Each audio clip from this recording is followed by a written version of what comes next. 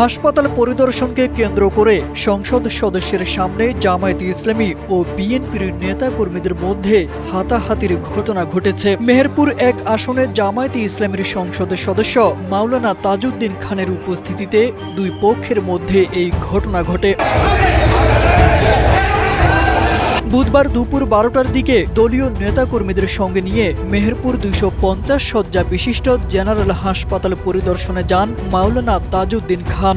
সেখানে দালাল সন্দেহে এক ব্যক্তিকে সংসদ সদস্যের ব্যক্তিগত নিরাপত্তা কর্মী চড় থাপ্পড় মারেন বলে অভিযোগ উঠে। রাজনৈতিক দলের লোকজন এখানে মব সৃষ্টি করছে।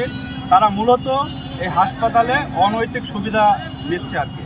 অনৈতিক সুবিধা নিয়ে তারা হচ্ছে কি যে এই হসপিটাল থেকে রোগী ভাগায় নিয়ে বিভিন্ন জায়গায় যাচ্ছে এবং হসপিটালে রোগীদের যে সেবা, এই সেবাটাকে হচ্ছে কি যে তারা বিলম্বিত করছে।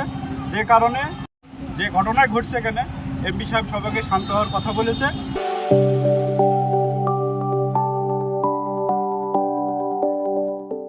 এই ঘটনার প্রতিবাদ জানিয়ে হাসপাতালে জড়ো হন বিএনপির নেতা কর্মীরা। বিষয়টি নিয়ে দুই পক্ষের মধ্যে প্রথমে কথা কাটাকাটি শুরু হয়, পরে পরিস্থিতি উত্তপ্ত হয়ে এক পর্যায়ে সংসদ সদস্যের সামনেই উভয় পক্ষের লোকজন হাতাহাতিতে জড়িয়ে পড়েন। মাওলানা তাজউদ্দিন আহমেদের সঙ্গপাঙ্গ নিয়ে এসে হাসপাতালের সুপারিনটেন্ডেন্ট এবং হাসপাতালের প্রশাসনের নিয়োগকৃত লোক তাদেরকে অবৈধভাবে আখ্যা দিয়ে তাদের উপরে চড়া হয় এবং তাদেরকে মারধর করে।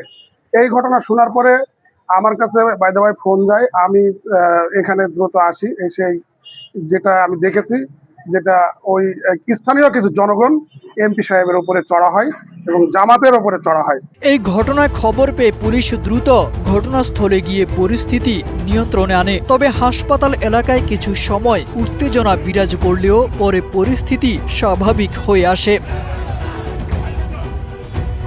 তারেক আজিজ খান, NPB। এই মুহূর্তে বাংলা ছাড়।